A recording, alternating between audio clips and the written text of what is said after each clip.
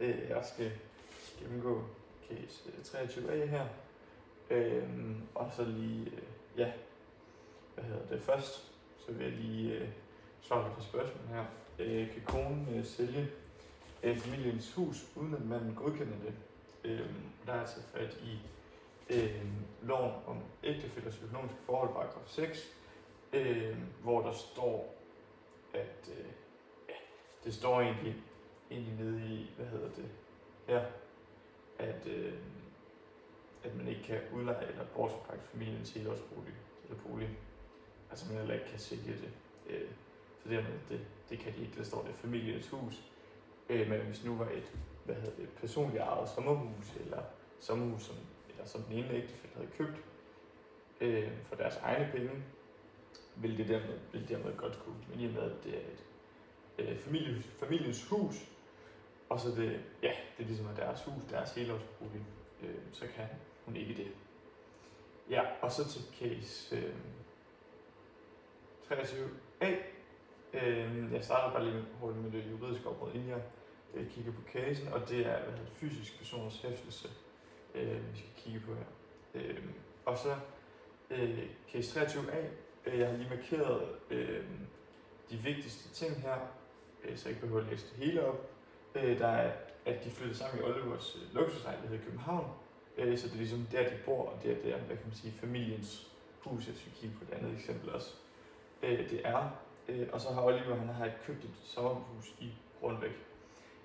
Og hvis vi går videre, så er der også nogle problemstillinger hernede. Det er, at hans gæld ikke kan komme hen ved, mener hun, og at hun ikke vil have, at han kan få banken til ligesom at få pant i lejligheden og sommerhuset.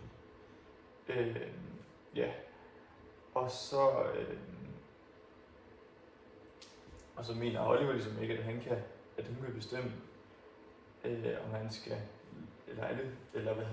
om han kan pantsætte lejligheden eller huset, der ligesom ikke er hendes, hende der ejer det, han har købt det.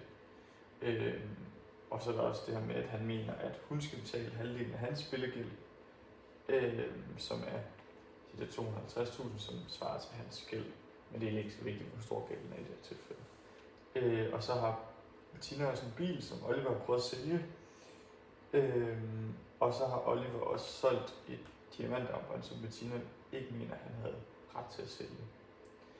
Og så de juridiske problemstillinger her. Jeg har fundet frem til, der er 5 i alt. Der står, den første hæfter Bettina for hans spillegæld, og så kan han pantsætte deres lejlighed, som de bor i der, og kan han pantsætte hans sommerhus, og må han sælge hendes bil, og måtte Oliver, eller havde han ret til ligesom at sælge det her diamantarmbånd. Og så de retskilder, jeg kan jo bruge af, det er lov om ægtefællers økonomiske forhold og lov om ægteskabsindgåelse og opløsning. Det første teori, det er jo bare lige for at sige med, at de er giftige ægtefæller. De har været gift i flere år, så derfor så gælder den her. Så er det ligesom et ægtepar. De er et ægteskab.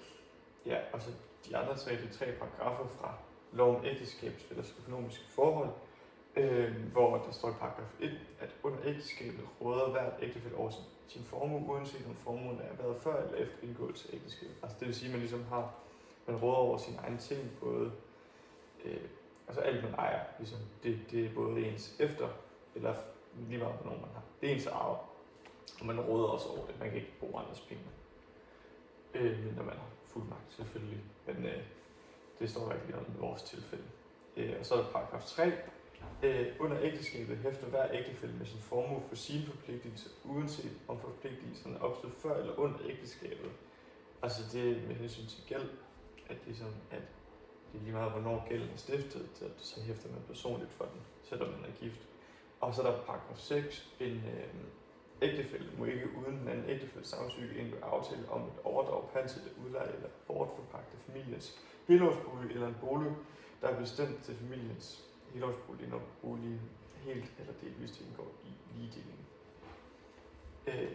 Så det er ligesom, at man ikke bare kan sælge. Ligesom i det første spørgsmål, man kan ikke bare sælge en ejendom uden at spørge den anden. Og så vurdere forholdet til Faxe. Ja. Og så ved den første problemstilling, hæfter Bettina for hans spillegæld. Og det gør han ikke, hvis vi går tilbage her til paragraf 3, at det ligesom med sin formue, man ligesom forpligter sig hver for sig, så det er derfor ikke, hun hæfter derfor ikke for hans spillegæld. Hvis vi går videre til næste, kan han pantsætte lejligheden. Det var det samme som i det første spørgsmål, paragraf 6, det kan nemlig ikke, da det er deres helårsbolig, og han kan dermed ikke bare gøre noget uden hendes samtykke med den. Kan han pantsætte sommerhuset? Ja, det kan han nemlig godt, da det er hans egen sommerhus, han selv har købt, og det er dermed ikke deres helårsbolig, så paragraf 6, den er ikke ligesom i brug her, der ligger deres helårsbolig, men det er bare et sommerhus, og det kan han godt pantsætte. Og så må Oliver sælge Bettinas bil. Nej, det må han ikke, da i paragraf 1, at man råder over sin formue, uanset hvad formue. Altså det med, at man kan ikke bare bruge hinandens penge, og man må ikke bare sælge hinandens ting, eller uden at spørge lov.